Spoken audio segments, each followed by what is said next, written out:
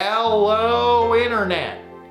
If you can believe it, it's review day once again.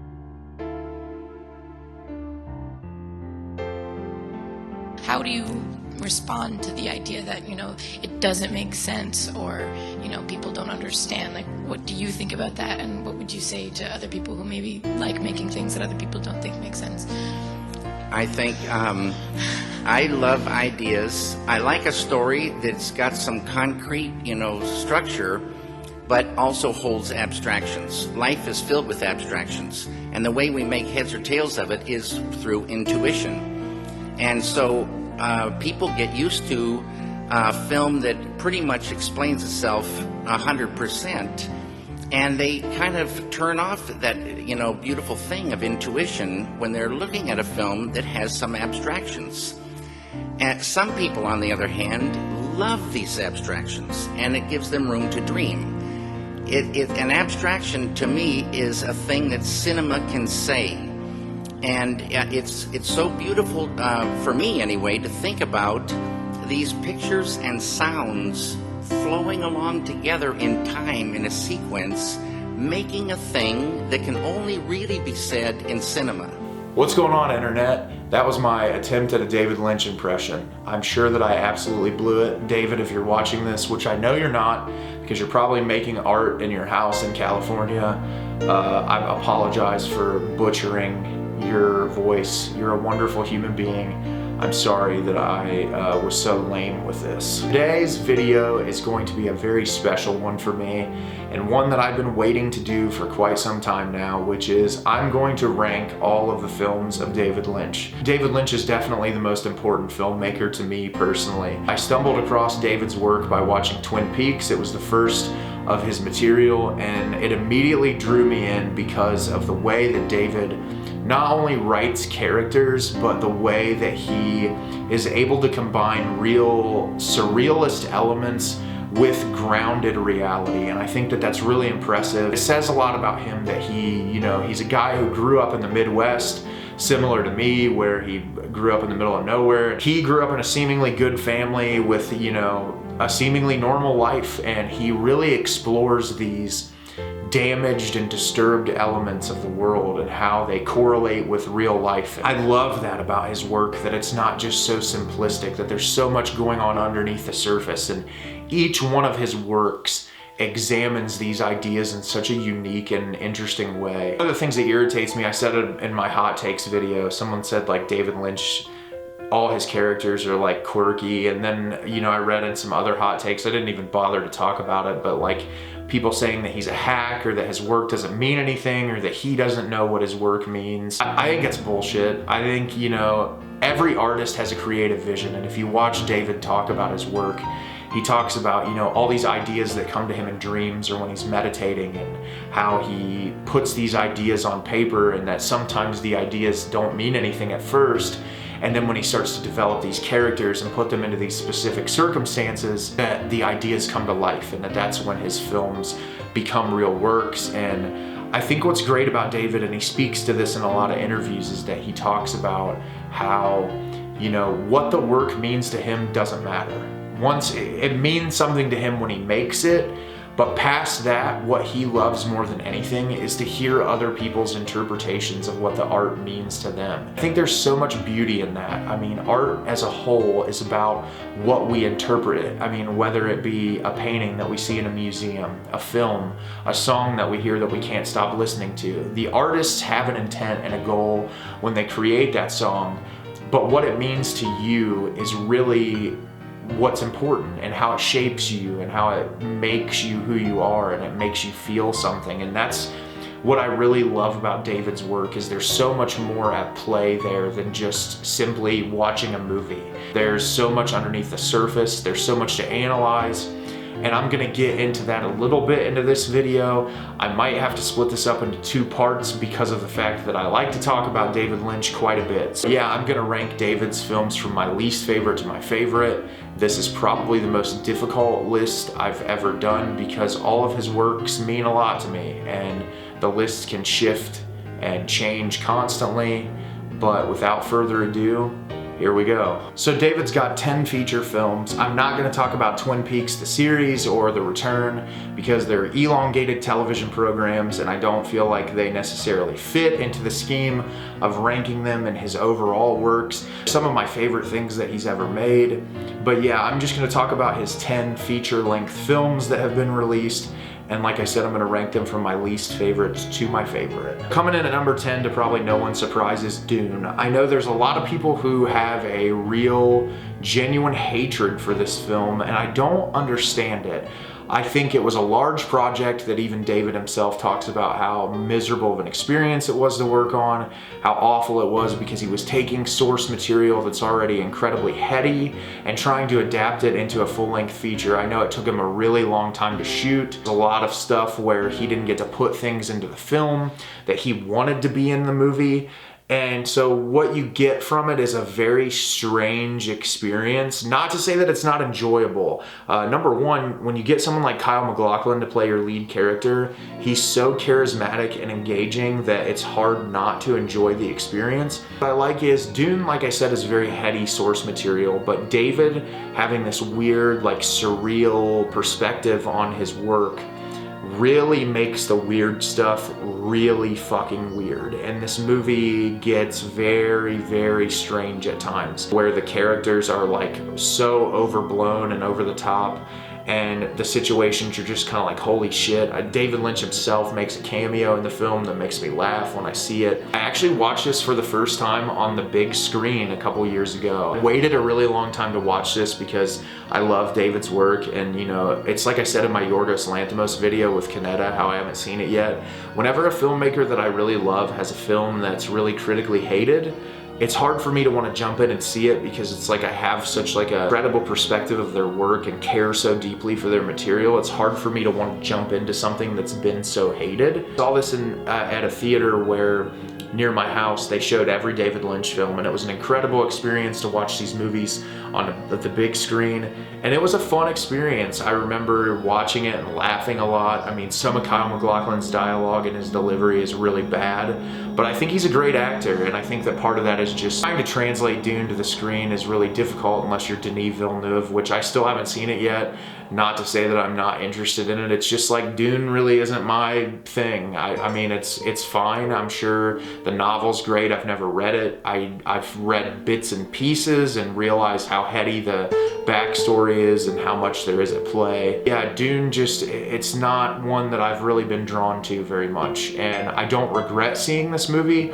I own it. I think it's a fun watch. It's enjoyable. It's something I can definitely see myself revisiting and watching again, but it's definitely last place on the list for me. So coming in at number 9 is Inland Empire. I did a Criterion list recently. Someone made a joke in the Reddit thread about here comes a 10-part explanation as to why Inland Empire should be on Criterion. And actually, you know, my opinion of this movie is it's kind of a mess. I love David's work. I think, you know, there have been people, like I said at the beginning of the video, who have made claims like David doesn't know what he's talking about when he makes movies. And this is one where in interviews he said that these are a collection of ideas that he put together to make a feature film. And there's ways that you can interpret this source material together to have kind of like a cohesive plot. Some points of it's just so disjointed and jarring. This movie has an over 3-hour runtime, which can feel like a slog at times.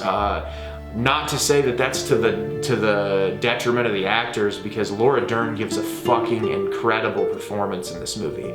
I think she is worth watching it for alone, and just how many times her personality has to shift because she's clearly playing different ideas of characters throughout this movie.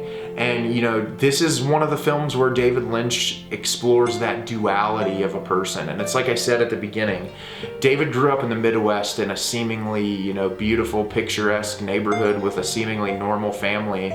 and all of his films explore duality in some way, whether it's the evil underground of where something is. On the surface it looks normal, but it's evil, or the duality of a human being, which is really prevalent in this film, Lost Highway, Mulholland Drive. There's elements of that in Twin Peaks, obviously with Bob's character. So he really likes looking at the duality of people and how we can view human beings in multiple ways. And this movie explores that to a degree, but I think it becomes muddled with just how many plot lines are going on in this film. There's so much at play. I really hate the cinematography in this movie. I know this is when David covered digital film. He was so excited because, you know, he's one of those people that, unlike a lot of the auteurs of our days that are like, film is the only way that you can shoot. He's someone like, fuck that, it's hard to shoot on film. It's way easier for me to point a digital camera at someone and shoot. But the problem is like the quality of this is so lackluster comparatively to his other work. I do think there's some cool surrealist elements. I love the stuff with the rabbits in this movie. I think it's really awesome. Axiom, all the things that go on in this. There's like typical David Lynch trademarks where you have things that you're following through and trying to stay with in the plot, build these things together. But I think the screenplay is like just a little too muddled. The movie's a little too long, and that's why it's 9th place on my list. From number 8 to number 1, I think all of these films are incredible. I really don't have any gripes with any of these movies. They're really just my personal preference from 8 to 1. I think all of these movies are worthwhile. I think the other two are worth watching. I just think if you're gonna watch David Lynch movies, from here to the number 1 spot, these are all the films that I think are necessary in watching in his filmography to really appreciate and understand David as a filmmaker and just all of his work over time. So coming in at number 8 is gonna be Wild at Heart. I really enjoy this movie. It's definitely one of David Lynch's more accessible films for a mainstream audience, similar to when I talk about Blue Velvet later.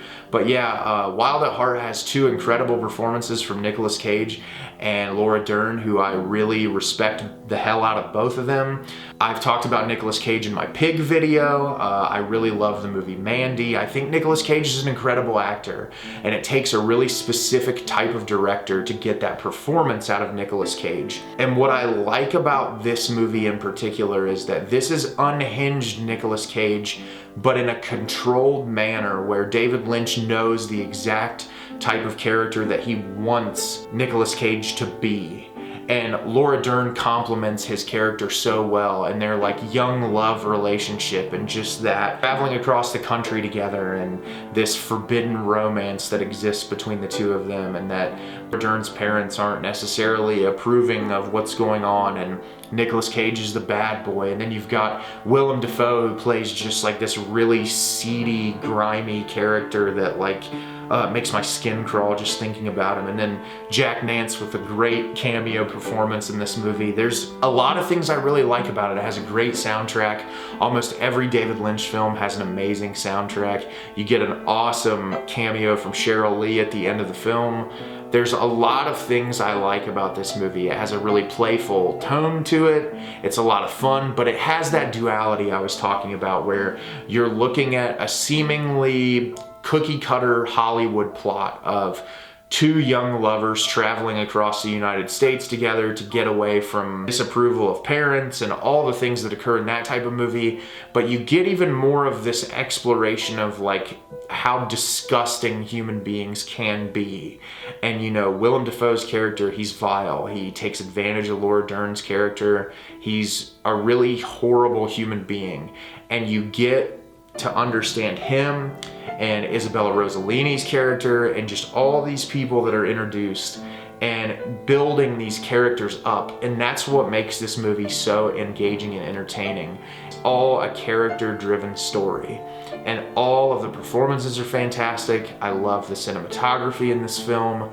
There's a lot about it I really enjoy. I just don't like it as much as the rest of the films on this list. And at number 7 is going to be David Lynch's The Straight Story, his Disney film. Yes, to all of you people out there who have never seen a David Lynch movie, David Lynch has made a movie with the Disney Corporation, and it is fucking fantastic. This movie made me cry so so hard the first time I watched it.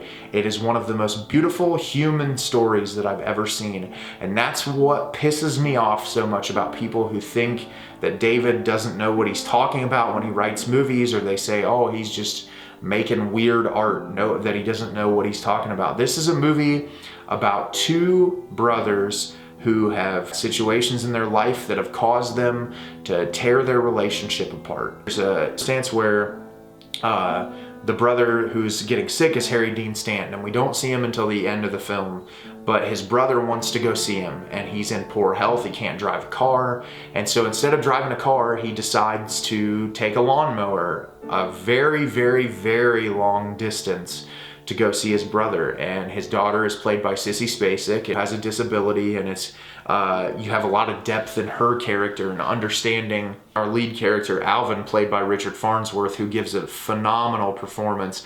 He's going through taking care of his daughter who had kids of her own, but because of this tragedy in her life and her disability is not even able to see her kids anymore. And you have that pulling at you as well, and him being so dedicated to seeing his brother and having this discussion with him about, you know, their broken relationship and what's happened over time, but not wanting someone else to take him there because he feels like this is something he needs to do on his own.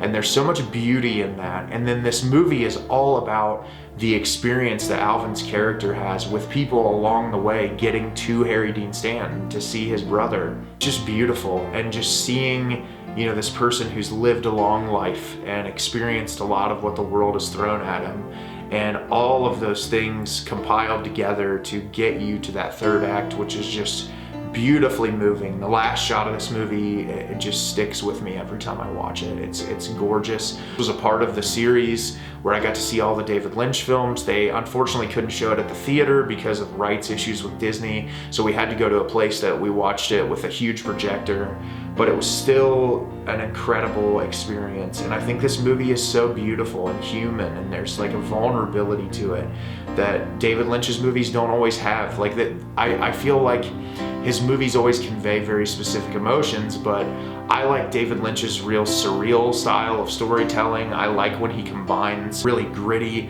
dark things with surreal elements. And this is one of his most straightforward movies, and I think it's beautiful. And it's a shame that Disney doesn't treat it with the respect that it deserves, because it's got a lot of shitty releases over time, and I think they just think people have forgotten about it. But I love this movie. The more I watch it, the more I love it. This is one that I think could climb up on the list over time. Just it falls a little lower right now because of the other films above it.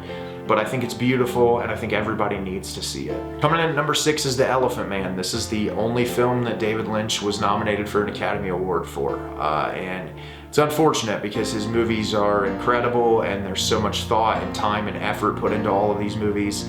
But this is another one, similarly to The Straight Story, that it is just a very straightforward film.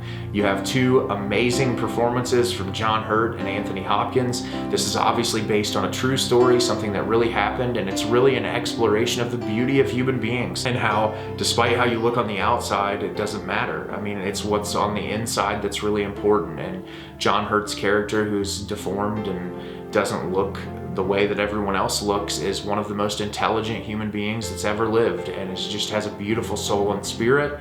And it's about him being abused and mistreated and just being brutalized, and Anthony Hopkins, you know, taking him out of that scenario, giving him the opportunity to live, and then introducing him to these people who just want to understand his intellect and want to learn about him, and evil people trying to make that not happen. And it's a very, I don't want to say generic because I feel like that's the wrong word for it. It's very standard Hollywood fare as far as the plot goes. I mean, we've seen this type of a story before where you have a downtrodden character, a character coming to try and help save them, and then the problems that occur along the way to hopefully get them to where they can live the rest of their life out in peace. This movie, there's so much more of an exploration of the horrors of humanity and the way people are treated and the true beauty of intelligence and art and conversation. And it's the quiet moments in this movie